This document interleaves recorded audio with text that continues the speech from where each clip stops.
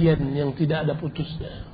Tidak ada bandingannya dunia yang sementara dengan kehidupan akhirat yang abadi.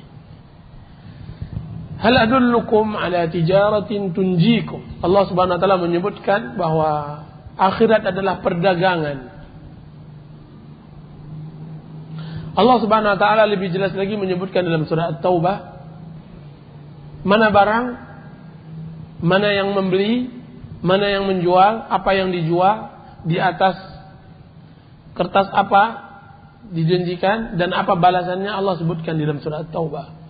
Allah Subhanahu wa taala berfirman, "Innallaha ashtara minal mu'minina anfusahum wa amwalahum bi anna lahumul jannah yuqatiluna fi sabilillah fayaqtuluna wa yuqtalun wa'dan 'alaihi haqqan fit Taurati wal Injil wal Qur'an faman awfa bi ahdihi min Allah fastabshiru bi bai'ikum alladhi bay'atum bih dzalika wal fawzul 'adzim." Sungguhnya Allah Subhanahu wa taala membeli. Jadi yang membeli Allah Subhanahu wa taala minal mu'minin, dari orang-orang mukminin, dan yang menjualnya adalah kaum mukminin. Apa yang dibeli oleh Allah Subhanahu wa taala? Anfusahum wa amwalahum, jiwa mereka dan harta mereka. Bi anna lahumul jannah, bahwa mereka mendapatkan balasan dari itu surga. Allah yang membeli. Allah Subhanahu wa taala mengadakan transaksi kepada kaum mukminin.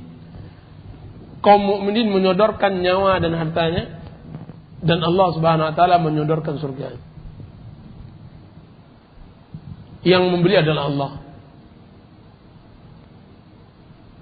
Untuk apa digunakan nyawa ini? Untuk berleha, berpoya-poya, menghabiskan waktu untuk dunia? Tidak. Yuqatiluna fi sabilillah. Berjuang di jalan Allah Subhanahu wa taala. Bersusah payah. Anda hari ini bekerja untuk apa? Harus untuk Allah, karena Allah, Anda telah membelinya, Anda telah menjual diri Anda kepada Allah Subhanahu wa taala. Detik ini Anda untuk apa? Untuk dunia, untuk akhirat, untuk hawa, untuk harta? Tidak. Untuk Allah Subhanahu wa taala saya berikan harta saya dan jiwa saya. Yuqatilun, cara cepat untuk masuk surga. Yuqatilun, berjihad, membunuh. Yuqatiluna fi sabilillah, di jalan Allah Subhanahu wa taala. Fayaqtulun, maka mereka membunuh atau dibunuh. Fayaqtuluna aw yuqtalun. Kemudian di atas mana perjanjian ini? Siapa yang menjanjikan? Yang menjanjikan, yang membuat perjanjian Allah. Wa'dan 'alaihi haqqan, janji dari Allah Subhanahu wa taala benar adanya. Dan sesungguhnya Allah Subhanahu wa taala la yukhliful mi'ad, tidak akan mengingkari janjinya. Janji di atas segel mana? Fit Taurati wal Injil wal Qur'an. Segel yang beribu tahun lama umurnya. Bukan segel tahun 2005, 2019, 75, 1900. Bukan 100 tahun yang lampau. Kan tapi segel yang sudah berumur ribuan tahun. Di dalam kitab Taurat, di segel Quran, Injil dan Zabur. Allah telah tuliskan itu. Allah mengatakan, "Faman awfa bi ahdihi min Allah." Siapa yang bisa menepati janjinya selain dari Allah Subhanahu wa taala? Janji Allah langsung, cash. Janji manusia tidak. Janji Allah Subhanahu wa taala langsung dirasakan di dunia sebelum di akhirat. Maka berbahagialah kalian dengan jual beli tersebut. Allah katakan berbahagialah. Seharusnya kita berbangga dengan jual beli tersebut. Keuntungan kembali semuanya kepada manusia, tidak kepada Allah Subhanahu wa taala. Allah yang menciptakan, Allah yang memberi rezeki, Allah yang memberi nikmat, Allah ciptakan surga untuknya, Allah turunkan Rasul untuknya, Allah turunkan Al-Quran, Allah berikan dia akal, Allah berikan dia fitrah. Semuanya itu apa? Untuk dimudahkan untuk jalan ke surga. Dan dia tidak mau, maka jangan salahkan kecuali dirinya. Fala yalumanna illa nafsah. Jangan salahkan kecuali diri. Dzalika huwal fawzul 'adzim. Itulah jual beli yang sangat luar biasa. Dan Allah Subhanahu wa taala jadikan detik-detik umur manusia adalah bazarnya. Selagi pasar masih dibuka, maka berlomba-lombalah untuk mendapatkan hal itu. Kalau seandainya pasar sudah ditutup, jangan harap. Jika seandainya gerbang pasar sudah tidak dibukakan lagi oleh Allah Subhanahu wa taala, maka jangan harap. Qala rabbirji'uni a'malu salihan Ya Allah, kembalikan saya kembali, bukakan pintu pasar. Setelah kita wafat, kita meminta kepada Allah Subhanahu. Semua orang yang saleh maupun taleh akan menyesal. Tidak ada nanti di akhirat kecuali penyesalan di atas penyesalan. Orang saleh menyesali kenapa dia tidak berbuat lebih banyak beramal saleh. Orang taleh kenapa dia menyesali kenapa dia berbuat maksiat kepada Allah Subhanahu wa taala. Tidak ada yang menyesal. Sampai orang yang berjihad di jalan Allah Subhanahu wa taala menyesal. Ketika dihidupkan orang yang berjihad di jalan Allah Subhanahu wa taala, Allah mengatakan, "Abdi tamanna." Hambaku, berangan-anganlah engkau sekarang. Berangan-anganlah apa yang kau inginkan. Ketika ruhnya diletakkan di burung yang hijau, berterbangan di lampu dan lentera surga, Allah mengatakan kepadanya, "Hambaku, berangan-anganlah." Apa katanya? "Ya Rabb, sungguhnya saya berangan-angan engkau hidupkan saya kembali, kemudian saya berjuang di dalam." Itu dia Juraij, yang dia menjadikan perdagangan akhirat perdagangan yang abadi, perdagangan yang hakiki. Itu sebenarnya Juraij, dia mempunyai kelemahan. Dia seorang hamba abid, dan tapi bukan seorang hamba alim. Maklum, kebanyakan orang yang mendapatkan hidayah dari jalan Allah Subhanahu wa taala menginginkan sebenarnya jalan pintas untuk beribadah, jalan pintas untuk beribadah kepada Allah Subhanahu wa taala. Makanya dia lebih memfokuskan dirinya kepada ibadah kepada Allah Subhanahu wa taala. Akan tapi sesungguhnya demi Allah ya ikhwan, bahwa sarana ilmu tidak ada seorang pun yang membuat putus asa. Tidak ada Allah Subhanahu wa taala membuat putus asa seorang. Berapa banyak orang yang sudah lambat tertinggal qitar, terlambat kereta api tentang dalam menuntut ilmu, kan tapi dengan taufik Allah Subhanahu wa taala dan keinginannya Allah. Karena kesempurnaan manusia ada pada dua hal, di dalam ibadah, di dalam ilmu. Ilmu, jika seandainya tidak ibadah, seperti orang-orang Yahudi. Dan ibadah tanpa ilmu seperti orang Nasrani yang kita jauhkan. Kita tidak mau jadi orang-orang yang kedua hal tersebut. Manusia yang sempurna, yang Allah berikan kepadanya ilmu dan Allah berikan kepadanya kekuatan di dalam beribadah. Ilmu yang dapat mendorongnya ke depan, dan ibadah yang dapat membuat dia istiqamah dan menjadikan bahan dan bekal dia untuk mendapatkan pahala di sisi Allah Subhanahu wa taala. Berapa banyak orang yang Allah Subhanahu wa taala berikan hidayah di pertengahan umurnya. Kemudian dia sadar, dia kembali kepada kebenaran dan dia mengejar ketertinggalannya di dalam ilmu dan dalam ibadah. Tidak boleh seorang muslim fokus terhadap ibadah saja atau sebaliknya fokus terhadap ilmu saja. Harus ada dua hal, rajin ibadah dan rajin ilmu. Ini dia Ibnu Hazm rahimahullahu taala yang terlambat menuntut ilmu, 25 tahun dia tidak tahu bagaimana salat, tidak tahu bagaimana salat sunnah. Dan dia akhirnya dicela dan terusik semangatnya, kemudian dia mengatakan kepada ayahnya, "Ya ayah, kalau seandainya engkau ingin bertemu denganku, temui saya di rumah guru si fulan." Akhirnya setelah berapa tahun setelah itu, dia berdebat dengan salah seorang ulama Malikiyah. Kemudian dia mengatakan, dia adalah namanya Rafi'i kalau tidak salah saya. Apa katanya? "Maaf ya Aba Muhammad, maaf wahai Ibnu Hazm, sesungguhnya belajar saya menggunakan lentera-lentera, lampu-lampu, teplok orang-orang yang ronda. Maklum saya kalah denganmu. Saya belajar dengan menggunakan teplok. Saya nggak bisa membeli lampu." Begitu semangatnya di dalam menuntut ilmu dia. Apa kata Ibnu Hazm rahimahullah, dan maaf saya kepadamu, kalau seandainya saya juga kalah, sesungguhnya saya belajar di bawah lentera emas dan perak. Lebih luar biasa seseorang yang dia hidup di atas kekayaan, kemudian dia bisa diberikan ilmu. Imam Nawawi rahimahullah, dia menuntut ilmu 6 tahun. Menuntut ilmu 6 tahun. Allah berikan dia umur yang pendek dan beliau mengarang yang sangat luar biasa. Kitab Rawdah di dalam fikihnya, kitab Syarah Muslim, beliau tidak ada buku kecuali beliau karang. Umurnya sangat pendek, tidak sampai 40 tahun. 6 tahun, 2 tahun beliau gunakan untuk menuntut ilmu, tidak pernah beliau letakkan punggungnya di atas lantai. Allah beri taufik dia. Dan dia tidak fokus terhadap badannya, penampilannya. Satu hari dilihat dia dalam pakaian kumal begitu, kemudian dia dilecehkan. Ketika di tengah majelis kiranya dia di terdepan. Ketika berbicara keluar mutiara-mutiara kalimat dari sunnah Rasulullah SAW dan dari firman Allah Subhanahu Wa Taala yang mengejutkan dan mengagumkan dan membuat terkesima yang hadir.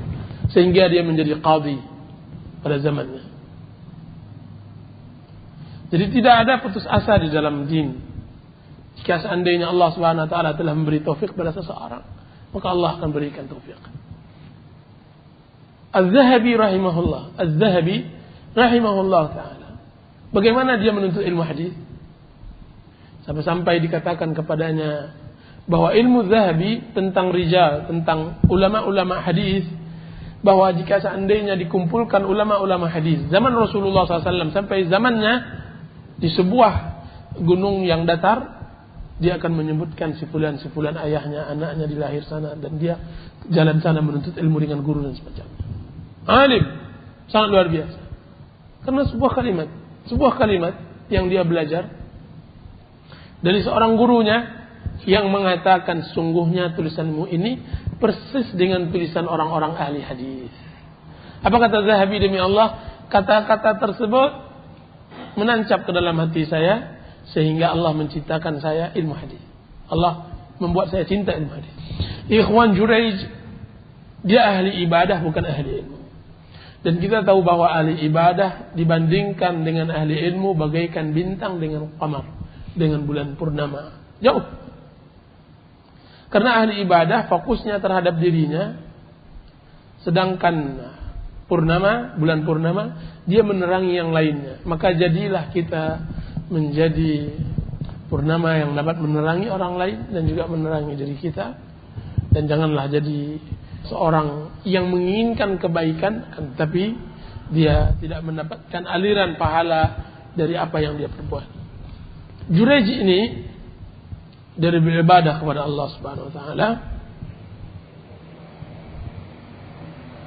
di saumahnya, kemudian datanglah ibunya. Ini salah satu ketidakpahaman Juraij dalam din. Kalau dia berilmu, maka niscaya dia tidak jatuh dalam permasalahan. Datanglah ibunya memanggilnya. Dia dalam keadaan salat. Dan dia setiap kali ibunya memanggil, dia mengatakan, ya Allah, ibu atau salat saya. Saya dahulukan panggilan ibu atau saya dahulukan ibadah kepadamu. Maka dia dahulukan ibadah kepada Allah Subhanahu Wa Taala. Itu terjadi 3 kali. Sehingga ibunya mendoakan buruk padanya. Allah yumitaka hatta yuriyaka wujuhal mumisah. Ya Allah, janganlah engkau matikan dia sampai engkau nampakkan dia wajah-wajah pelacur. Doa ibunya. Dan ini menunjukkan bahwa doa orang tua dikabulkan oleh Allah Subhanahu Wa Taala jika seandainya kita telah berbuat maksiat, kesalahan terhadap orang tua, dikabulkan oleh Allah. Doa yang sangat luar biasa adalah doa orang tua terhadap anak. Baik doa itu baik atau buruk, Allah akan kabulkan kalau seandainya tidak ada penghalangnya. Kalau seandainya tidak ada penghalangnya, dan kalau seandainya doa tersebut dalam posisi yang tepat, bahwa si anak dalam keadaan yang orang salah dan orang tua dalam keadaan posisi benar. Nah, seorang ahli ibadah di masyarakatnya begitu, bahwa di mana-mana, bahwa masyarakat tetap masyarakat. Di setiap zaman dan di setiap tempat, masyarakat awam adalah masyarakat awam. Setiap ucapan, setiap godaan kepadanya, maka mereka tidak akan berpikir dengan akal. Mereka berpikir dengan hawa nafsu. Lihatkah antum orang-orang demonstrasi di jalan-jalan, yang antum lihat adalah wajah-wajah syaitan. Mata-mata yang merah, mulut-mulut yang berbuih, wajah yang memancarkan kemarahan, semuanya hawa nafsu. Itulah masyarakat di setiap zaman dan tempat. Masyarakat modern maupun masyarakat kuno, masyarakat batu maupun masyarakat nuklir, semuanya tetap dipermainkan oleh orang-orang yang berpendidikan. Makanya selalu kita ingatkan masyarakat kita bahwa tidak ada baiknya mengikat kebenaran dengan suara masyarakat. Demokrasi yang didengungkan oleh orang kufar dan disemburkannya kepada kaum muslimin adalah demokrasi orang kufar. Bahwa mereka mengatakan bahwa suara masyarakat adalah suara kebenaran. Tidak. Masyarakat mereka adalah hamajun ro'a, segerombolan orang yang sering tertipu oleh banyak keadaan. Dengan sedikit uang mereka akan tertipu. Dengan sedikit olahan kata dan ungkapan kalimat mereka akan berubah. Itu di setiap zaman. Dan itu terjadi pada Jurayj. Yang sering terzalimi adalah orang-orang yang berbuat baik, ahlul khair, ahli ibadah. Yang sering terzalimi adalah orang-orang yang saleh, orang-orang yang menginginkan kebaikan, yang selalu menjadi objek dari mereka-mereka ini adalah orang-orang yang menginginkan itu sendiri. Makanya orang-orang yang seperti ini selalu tertuduh, selalu diusir, selalu dilecehkan. Dan itu adalah sunnah para mursalin, para rasul di setiap zaman dan tempat. Kan tetapi tidak selalunya mereka menang dalam keadaan. Kebenaran dan kebatilan tetap berperang, bergelut. Kadang-kadang dia di atas, kadang-kadang dia di bawah. Kan tapi masyarakat tetap masyarakat. Mereka adalah buih, mereka adalah sampah. Masyarakat dalam artian masyarakat yang kelompok yang seperti ini, tidak masyarakat yang berarti bagi kaum muslimin. Masyarakat mukmin tidak seperti itu. Rasulullah SAW mengatakan al-mu'min lil mu'min kal bunyan. Seorang mukmin dengan mukmin yang lainnya bagaikan bangunan. Ini masyarakat yang baik. Yang saya ceritakan adalah masyarakat Jurayj. Dia ini dibuat makar. Tidak puas mereka membuat makar. Kalaulah orang-orang tertentu dari Bani Israel ini menginginkan kebaikan, niscaya dari awal-awal dia telah menghukum wanita yang berzina ini. Kenapa harus mensibukkan dirinya dengan Jurayj yang beribadah di dalam saumah? Maka urunanlah mereka, pemuda-pemuda atau orang-orang kaya di antara mereka urunan. Ketika gayung bersambut pula dengan anak raja, disebutkan bahwa wanita ini di sebagian riwayat bahwa dia adalah anak raja. Menunjukkan pelacur bukanlah sebuah profesi.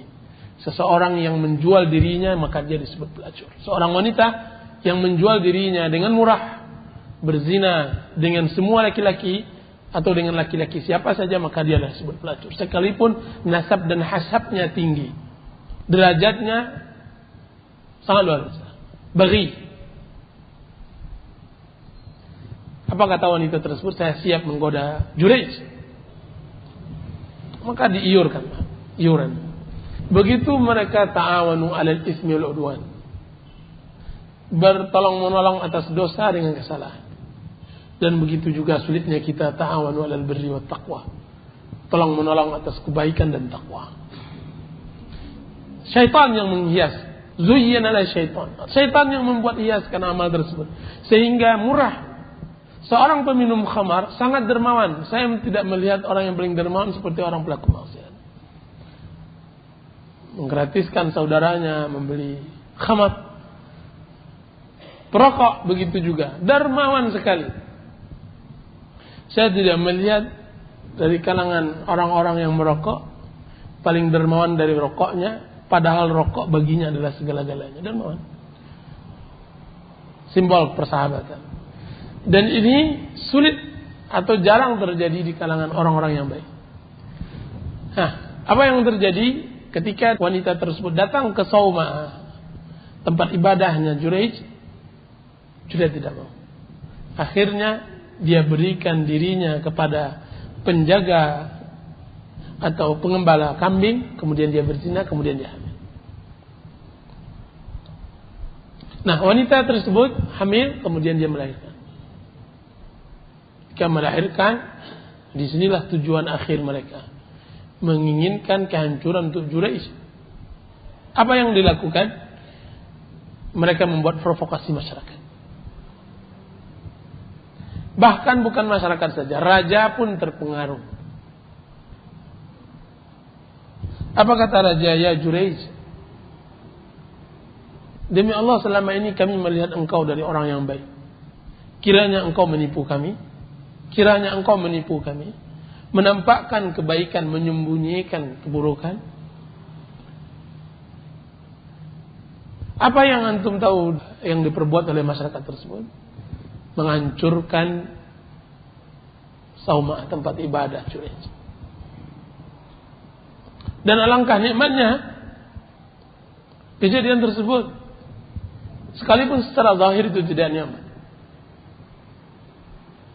Mengikat Juraij seperti kambing diusung oleh gembalanya, diikat. Bahkan mereka memukul Juraij, pukulan yang mengucurkan darah. Persis seperti Nabi alaihissalam, Rasul yang mulia, dicintai oleh Allah Subhanahu wa taala, manusia yang termulia secara mutlak, dilempar batu oleh wanita-wanita dan anak-anak. Alangkah nikmatnya. Nikmat secara batin, pedih secara zahir. Allah Subhanahu wa taala menyebutkannya, orang seperti itu batinuhu fihi rahmah wa min qibalihi al-'adzab. Batinnya rahmat dan luarnya azab. Alangkah malunya seorang yang masjidnya dibakar oleh orang, mushafnya ditendang, dirinya dihina. Alangkah malunya di pandangan masyarakat. Akan tapi alangkah nikmatnya karena dia mendahulukan Allah Subhanahu wa taala daripada hawa nafsunya. Rahmat. Ibnu Taimiyah rahimahullah menyebutkan hal yang seperti ini ketika dia masuk penjara. Ketika dia kalah di dalam makar orang-orang musuh-musuhnya kepada Amir Mesir, dia dengan curang dikalahkan di dalam persidangan, tidak dalam dialog, dimasukkan penjara, dijebloskan penjara. Begitu para wali Allah Subhanahu wa taala. Masuk di dalam penjara, dia melihat penjara tersebut, dia tersenyum. Percayaan diri yang sangat luar biasa. Dia baca ayat tersebut. Batinuhu fihi rahmah. Di dalam penjara ini ada rahmat.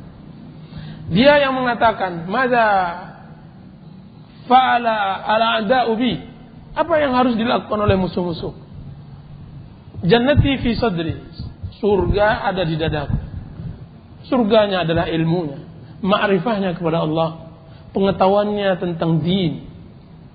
Kebahagiaannya ada di dadanya. Apapun yang mereka dapatkan, dia bersamaku. Apapun yang mereka lakukan terhadapku, dia bersamaku. Dada, kebahagiaan. Orang-orang yang tidak mengenal din, kebahagiaan mereka ada di luar mereka. Pada harta mereka, pada rumah mereka, pada kendaraan mereka. Ketika mereka tidak mendapatkan harta, tidak mendapatkan kendaraan, tidak mendapatkan hal-hal yang dia cintai di luar diri mereka, maka mereka menjadi orang yang sengsara di atas dunia. Bahkan orang yang paling sengsara. Kan tapi ahli din, orang yang beragama, tidak. Kebahagiaan ada pada dirinya. Apa kata Ibnu Taimiyah rahimahullah? In taraduni fatardi siyah. Kalau seandainya mereka mengusir saya, maka pengusiran itu adalah siyah, tamasya bagi saya. Wa in habasuni fahabsi khalwah.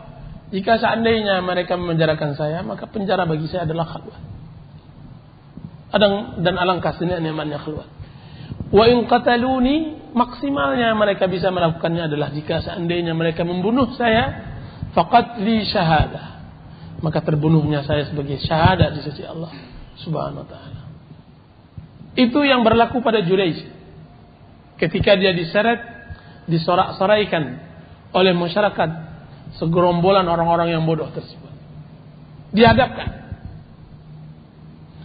Akan tetapi dia dihadapkan dengan kepercayaan yang penuh kepada Allah Subhanahu wa taala, keyakinan yang meluap terhadap pertolongan Allah Subhanahu wa taala. Apa buktinya dia yakin sekali? Apa buktinya kepalanya menengadah ke atas? Buktinya adalah beraninya beliau mempertanyakan bayi kecil. Tidak ada babi ibu, dia langsung menghadap. Biarkan saya salat, izinkan saya salat. Dia berwudu dahulu dan beliau langsung salat.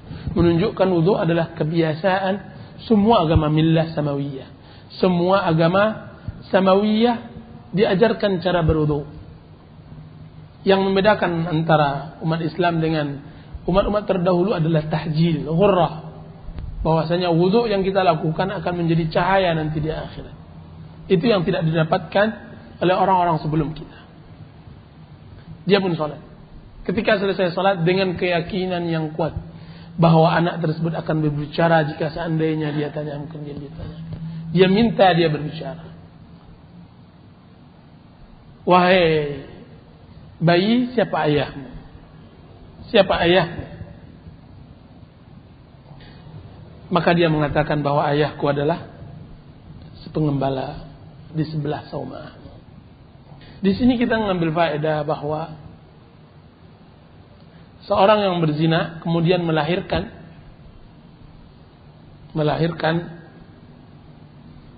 anaknya, maka ayahnya adalah yang menzinainya, dan hukum ini selalu tetap bersamanya kecuali dalam 3 hal. Pertama, dalam harta, dalam masalah waris mewariskan tidak ada, karena nas yang tidak memberikan harta warisan kepada anak zina. Kedua, wilayah, perwalian, bahwa anak yang dihasilkan dari zina ayahnya tidak sah menikahkannya. Dan yang ketiga, nasab dalam artian si anak tidak boleh menasabkan dirinya kepada ayahnya karena ibu dan ayahnya berzina. Nasab ke ibunya. Selain dari itu dia mengikut ayahnya. Selain dari 3 hal ini dia mengikut ke ayahnya. Wallahu ta'ala alam. Apa yang terjadi bayi tersebut berbicara? Karamah. Wali-wali yang seperti ini, jika sudah tinggi keyakinan mereka, dengan ketinggian keyakinan tersebut, maka mereka akan berbuat hal yang memang di luar kebiasaan manusia. Ibnu Taimiyah rahimahullah, ketika dia berdialog dan berdebat dengan tarikat Rifaiyah pada zamannya, bahkan tidak berdialog, dia menguji apakah benar tarikat Rifaiyah bisa tahan bakar, ditusuk tidak mati dan semacamnya, atau istilah kita semacam debus di Jawa, atau perlakuan dukun-dukun di sebagian daerah. Maka mereka sangka itu adalah karamah dari Allah Subhanahu wa taala, padahal itu adalah permainan syaitan terhadap mereka. Maka Ibnu Taimiyah di hadapan gubernur Mesir, dia menantang Rifaiyah tersebut untuk menguji kebolehan mereka. Apa yang terjadi? Apa kata Ibnu Taimiyah? Anda tidak perlu membakar diri Anda ke api unggun dan sebagainya. Tapi cukup datangkan kepada kita lilin, kemudian bakar telunjuk kita masing-masing. Awalnya mereka berani, kan, tapi ketika melihat keyakinan Ibnu Taimiyah rahimahullah, mereka mundur. Karena Ibnu Taimiyah mengetahui bahwa mereka melakukan hilah. Mereka sebagian menggunakan balsam yang mereka buat, ramuan dari minyak katak dan semacamnya, kemudian mereka oleskan ke tubuh mereka, sehingga tubuh mereka yang mereka oleskan tersebut tidak dimakan oleh api. Menipu manusia. Ibnu Taimiyah tahu cara untuk menghilangkan balsam tersebut, ramuan tersebut. Apa kata Ibnu Taimiyah? Berwuduklah engkau dengan air syuka, kemudian bersihkan dengan air, kemudian letakkan tanganmu di atas api. Siapa yang terbakar di antara kita, maka dia yang dusta dan dia terlaknat, dan dia yang kalah. Tidak terjadi atraksi tersebut, tes tersebut, karena gubernur memintanya untuk tidak melakukan. Bukan karena Ibnu Taimiyah tidak mau, kan, tapi karena gubernur, dan yang kedua karena kepala pimpinan Rifaiyah juga tidak mau, takut. Ketika ditanya setelah usai dari dialog tersebut, dikatakan oleh murid-muridnya, wahai Syekh, dari mana engkau berani mengambil tindakan tersebut kalau nantinya engkau terbakar? Kalau nantinya engkau terbakar dan engkau kalah. Apa kata Ibnu Taimiyah? Demi Allah, jika seandainya saya melakukannya, demi Allah itu tidak akan terbakar. Apa yang membuat Ibnu Taimiyah dia berani mengatakan begitu? Pertama, kekuatan yakinnya kepada Allah Subhanahu wa taala. Putus. Dan yang kedua, ma'rifahnya kepada Allah dan dia mengetahui posisinya. Hari ini jangan dilakukan setiap pulang kita pulang. Jangan pula dilakukan. Karena kekuatan yakin kepada Allah Subhanahu wa taala harus melalui proses, harus melalui riyadhah, latihan. Harus melalui ilmu dan mendekatkan diri kepada Allah Subhanahu wa taala, harus seperti mendekatkan diri seperti Syekhul Islam Ibnu Taimiyah rahimahullah taala. Nah, kemudian akhirnya, makanya saya katakan masyarakat dialah masyarakat di setiap zaman dan tempat. Ketika melihat seseorang itu telah suci dari aib, bersih dari kesalahan, mereka agungkan pula melebihi kedudukannya yang benar. Yang tadi mereka hancurkan, sekarang mereka agungkan. Mereka cium-cium, mereka peluk, mereka ambil bekas-bekas minumnya dan semacamnya. Begitu manusia kalau tidak hulu, berlebihan di dalam agama, maka dia lalai, tafrid, menyia-nyiakan agamanya. Itu manusia. Ahli ibadah biasanya syaitan goda dia dengan berbuat hulu dalam ibadah. Orang-orang maksiat kepada Allah Subhanahu wa taala biasanya Allah coba mereka dengan berbuat lalai, menyia-nyiakan agamanya, meninggalkan perintah Allah Subhanahu wa taala. Ahli ibadah tidak berhulu, mencium, mencari berkah terhadap orang-orang saleh, datang ke kuburan mereka dan semacamnya. Ini adalah orang-orang masyarakat itu juga. Penyakit masyarakat yang harus diobat oleh din, oleh orang-orang yang baik. Nah, ini dia. Apa kata mereka? Bahkan bukan itu aja. Wahai Juraij, wahai imam, wahai kiai, kami dahulunya merobohkan sauma engkau. Kalau seandainya engkau izinkan, kami akan bangun dari emas. Nah, coba aja. Dan yang lucunya, di dalam maksiat manusia mudah berinfak, di dalam maksiat, di dalam ibadah mudah juga berinfak. Coba lihat. Mana mereka berinfak emas ke dalam jalan fi sabilillah? Paling sulit. Kan tapi berinfak untuk berbuat hulu, lihatlah. Lihatlah lukisan-lukisan di masjid-masjid, lihatlah hiasan-hiasan, harta-harta di jalan Allah Subhanahu wa taala dimubazirkan. Kaum fakir miskin, lapar, kemiskinan melilit mereka, kan tapi lihat masjid-masjid Allah Subhanahu wa taala. Dan dia adalah takwil. Dia adalah apa yang disebutkan oleh Rasulullah SAW di akhir zaman, bahwa nantinya akan terjadi hal seperti itu. Begitu dia terjadi pada zaman Bani Israel, sebagaimana juga terjadi. Rasulullah SAW sudah mengatakan, la tattabi'unna sanana man kana qablakum. Kalian akan mengikuti metode cara ibadahnya, cara gaya hidup orang-orang sebelum kalian. Hadwal qudza bil qudza. Satu jengkal demi satu jengkal. Sedikit demi sedikit kita akan ikuti. Permasalahan bukan takdir Allah Subhanahu wa taala. Allah telah mentakdirkan bahwa umat Islam akan seperti mereka, Bani Israel. Permasalahan adalah diri kita pribadi-pribadi dan diri orang-orang sekitar kita. Apakah kita termasuk dari apa yang telah Allah takdirkan sehingga kita berdosa karenanya, atau kita keluar dari fitnah tersebut dengan ilmu yang Allah telah turunkan melalui Rasulnya, melalui kitab dan sunnah. Itu aja permasalahan. Nah, apa kata Junaid? Balikkan seperti semula. Begitulah cerita Junaid. Besok kita sambung hadisnya. Wassallallahu ala nabiyina Muhammadin wa ala alihi wasallam. Wassalamualaikum warahmatullahi wabarakatuh. Satu pertanyaan mungkin yang mau bertanya. Silakan. Abu Mihjan, saya tidak tahu apakah dia sahabat. Wallahu taala. Kan tapi dia pasti melihat para sahabat Rasulullah SAW. Saya tidak tahu apakah dia sahabat. Tidak ada demokrasi dalam Islam. Tidak ada demokrasi di dalam Islam. Kita ini mengikuti ahlul kitab satu jengkal dan sejengkal termasuk masalah istilah. Kita ini ghutha, buih, banyak kan tapi tidak ada artinya.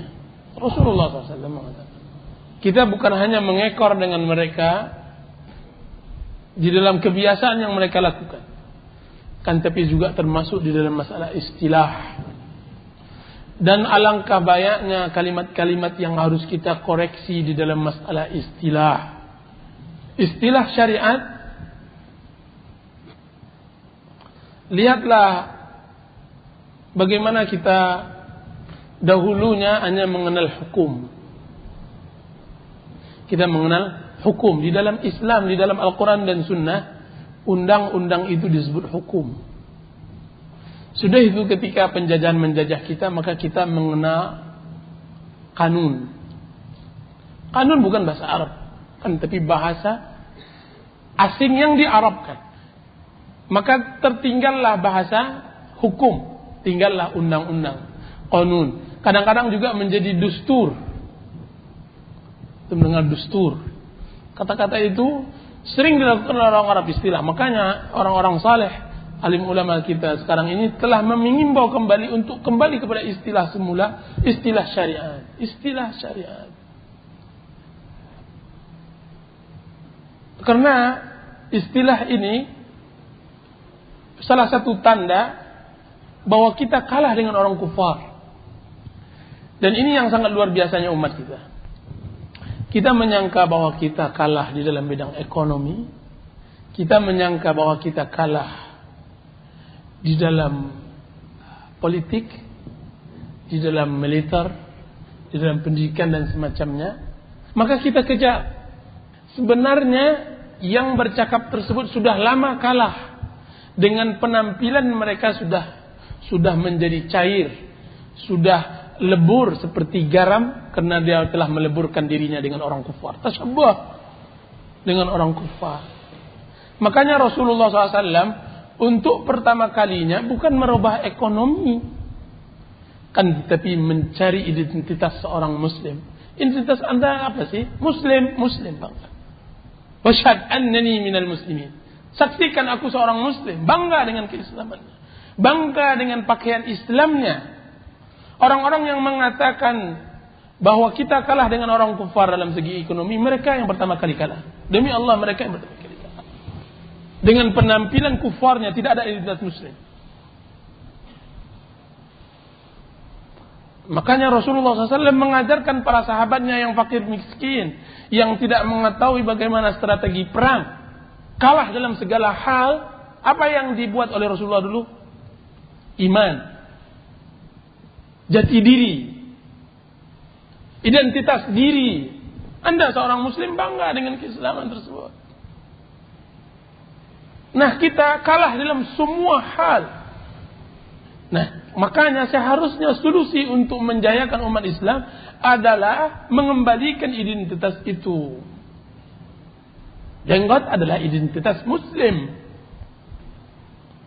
Pakaian ini dan semua pakaian yang antum pakai identitas Muslim. Kopiah adalah identitas Muslim.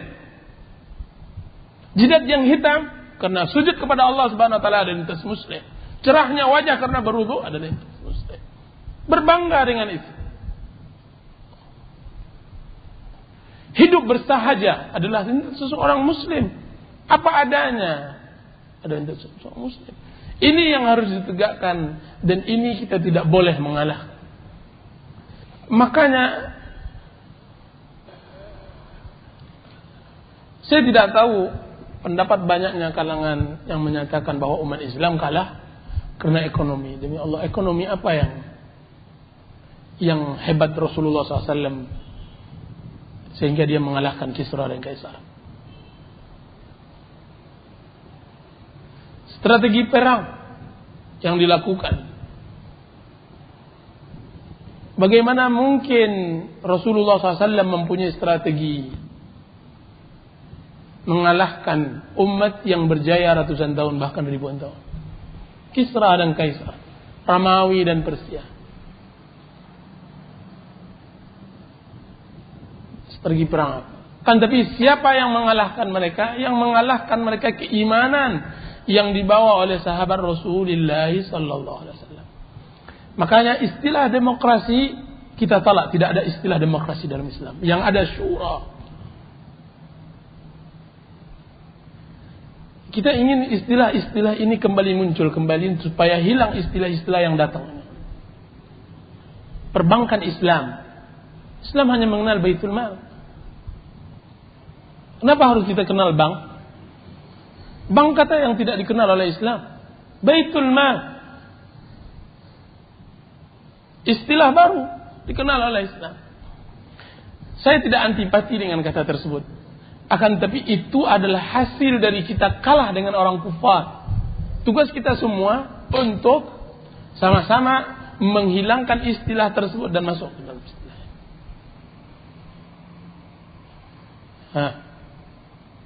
Dan banyak hal istilah, mudah-mudahan suatu saat kita bisa mengkaji masalah istilah. Yang ada di dalam Islam adalah syura, bermusyawarah. Bahwa kebenaran adalah mencari kebenaran adalah kembali kepada kitabullah dan sunnah Rasulullah, bukan kepada suara yang banyak. Sedangkan demokrasi semua suara yang banyak.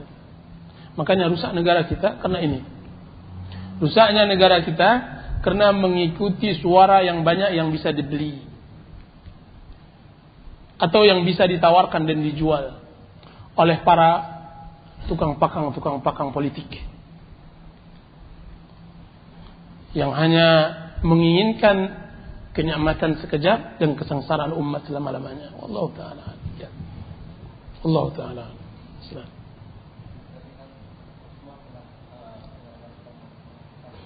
Pertama, bahwa Islam menghimbau umatnya untuk lebih memperhatikan yang batin daripada yang zahir. Seyogianya yang batin lebih baik daripada yang zahir, kalau tidak sama. Dan tidak dibenarkan bagi seorang muslim zahirnya lebih baik daripada batinnya. Ini karena sifat munafiqin. Zahirnya lebih baik dari batinnya. Sedangkan permasalahan sahabat, dan dia adalah Usama bin Zaid, yang dicela Rasulullah SAW, seseorang ketika membunuh banyak para sahabat, kemudian ketika pedang nyaris bersilang di kepalanya, dia baru mengucap syahadat. Rasulullah marah kepadanya karena dia tidak berhukum dengan zahir. Dan juga perkataan Umar yang mengatakan sungguhnya wahyu telah terputus dan kami tidak berhukum kecuali. Yang mengatakan sungguhnya wahyu telah terputus dan kami tidak berhukum kecuali. Yang mengatakan sungguhnya wahyu telah terputus dan kami tidak berhukum kecuali. Yang mengatakan